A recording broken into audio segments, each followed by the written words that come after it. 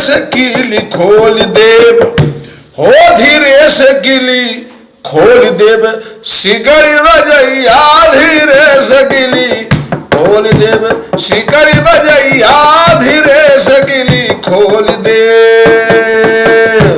कौनो दुल्हन अपने पिया से कहती है, अपने पति से कहती है कि सुनली है कि माई का तबीयत खराब बा, हम जायल चाहथिला। मर से दुआ काले दुनिया भर का भैंस गोरू बांध के हमारे जीव को जहमत का लगा के जैबू कहे लगल। अरे गल आज पिया जाके, अरे लवट के काल ही आई भी, अरे आज पिया जाके लवट के काल ही आई।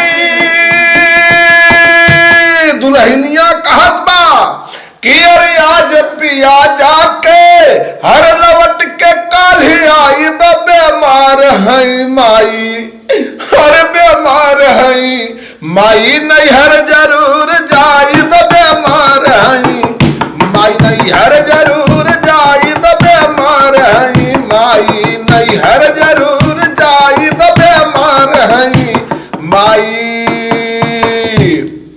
बतावत है दुल्हनिया, बतावत बा माई के कितना प्रेम हमार माई हमसे करत रहल।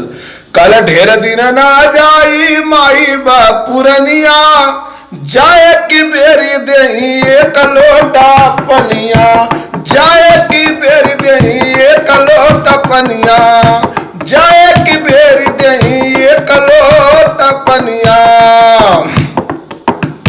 लगत माई ढेर दिन ले ना जी, तब काला वन के दुलरवा ककर जा चुकाई, अरे वन के दुलरवा ककर जा चुकाई,